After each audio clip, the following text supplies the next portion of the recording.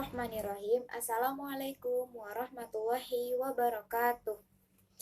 Perkenalkan, nama saya Fayazat Lahira dari kelas 10 IPA 1. Tujuan saya membuat video ini adalah untuk mengumpulkan PTS sejarah.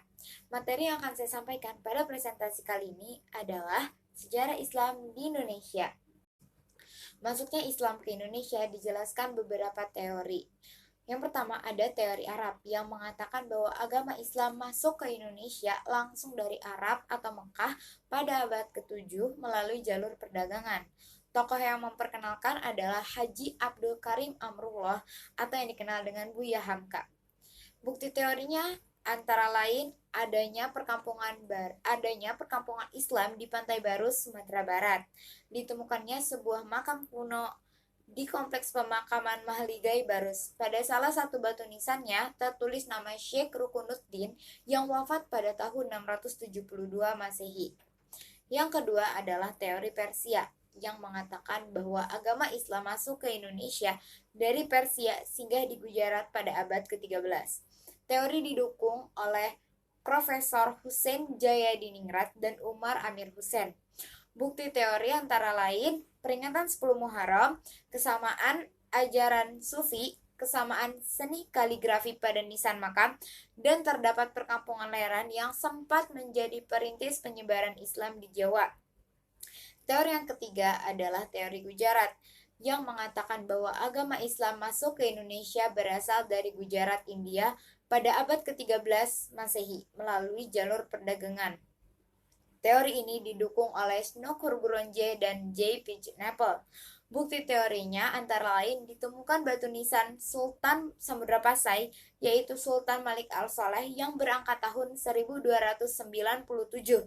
Tanda-tanda fisik batu nisan ini dihubungkan dengan corak khas batu nisan perkuburan Gujarat, India. Yang kedua, corak Islam tasawuf yang berkembang di masa awal abad ini sama dengan Islam yang berkembang di anak benua India, yaitu Islam yang bercorak sufistik. Lalu, ada beberapa cara menyebarkan agama Islam di Indonesia. Yang pertama adalah melalui perdagangan. Masuknya Islam ke Indonesia melalui media perdagangan terjadi pada tahap awal, yaitu sejalan dengan ramainya lalu lintas perdagangan laut pada abad ke-7 hingga abad ke-16 Masehi. Para pedagang muslim yang semakin banyak akhirnya membuat pemukiman yang disebut dengan Pakojan. Disitulah mereka menyebarkan agama Islam kepada penduduk setempat. Yang kedua adalah melalui perkawinan. Para pedagang dari luar negeri seperti Gujarat, Arab, Persia, dan lain-lain menikah dengan wanita pribumi. Sebelum menikah dengan wanita pribumi, para wanita itu diminta untuk mengucapkan syahadat sebagai tanda menerima Islam sebagai agamanya. Yang ketiga adalah tasawuf.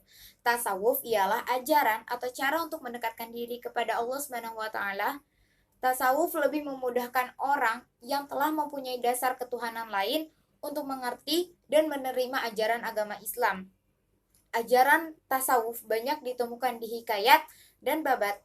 Tokoh-tokoh penyebar tasawuf diantaranya Hamzah Fansuri, Syamsuddin, Syekh Abdul Samad, dan Nurdin Al-Raniri.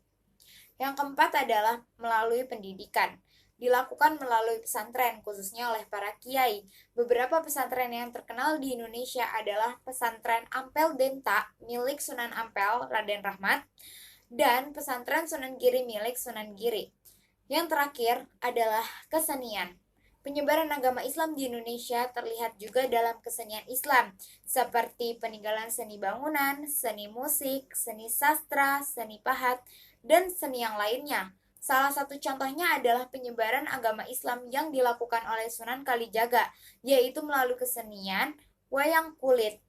Hasil-hasil karya seni ini dapat dilihat pada bangunan masjid-masjid kuno di Demak, Banten, Cirebon, dan Aceh. Lalu, ada beberapa tokoh yang menyebarkan agama Islam. Yang pertama, tokoh yang menyebarkan agama Islam di Pulau Jawa diantaranya Sultan Malik Al-Saleh, Sultan Ahmad, Sultan Alauddin Riyad Shah, dan Sultan Iskandar Muda. Di Pulau Jawa biasanya kita mengenal dengan istilah Wali Songo, yaitu Sunan Gresik Maulana Malik Ibrahim, Sunan Ampel Raden Rahmat, Sunan Bonang Maulana Mahdum Ibrahim, Sunan Giri Raden Paku, Sunan Derajat Raden Qasim, Sunan Kalijaga Raden Mas Said, Sunan Kudus Ja'far Shodiq, Sunan Muria Raden Umar Said, dan Sunan Gunung Jati Syarif Hidayatullah. Untuk di Pulau Sulawesi, Kalimantan, dan Maluku ada Dato Ribandang dan kawan-kawan yang menyebarkan agama Islam di Sulawesi Selatan. Lalu ada Sultan Alauddin yang menyebarkan agama Islam di Sulawesi Selatan. Ada Tuan Tunggang Parangan yang menyebarkan agama Islam di Kalimantan Timur, dan Sultan Zainal Abidin yang menyebarkan agama Islam di Maluku. Lalu ada perkembangan Islam masa kerajaan. Yang pertama adalah Kerajaan Samudra Pasai. Kerajaan Samudra Pasai merupakan kerajaan Islam pertama di Indonesia. Ada yang mengatakan Kerajaan Perlak juga merupakan kerajaan Islam pertama di Indonesia. Lalu Kerajaan Samudra Pasai terletak di Kabupaten Lok Sumawe, Aceh Utara. Didirikan oleh Merah Silu yang bergelar Sultan Malik Al-Soleh pada 1267 Masehi. Mencapai puncak kejayaan pada masa Sultan Malik Al-Tahir dan runtuh karena serangan Portugis pada tahun 1521. Lalu Kerajaan Demak. Kerajaan Demak merupakan kerajaan Islam pertama dan terbesar di Pulau Jawa yang terletak di Demak, Jawa Tengah. Kerajaan Demak didirikan oleh Raden Patah pada tahun 1478. Sebelumnya merupakan kadipaten dari Kerajaan Majapahit yang kemudian muncul sebagai kekuatan baru mewarisi legitimasi dan kebesaran Majapahit. Yang terakhir adalah Kerajaan Banten. Kerajaan Banten didirikan oleh Sunan Gunung Jati atau Syarif Hidayatullah pada tahun 1524. Mencapai puncak kejayaan pada masa Sultan Ageng Tirtayasa dan runtuh pada tahun 1811 akibat adanya campur tangan Belanda dalam Perang Saudara. Berikut ini adalah beberapa peninggalan-peninggalan kerajaan Islam di Indonesia. Yang pertama ada Masjid Agung Demak, merupakan peninggalan dari Kerajaan Demak.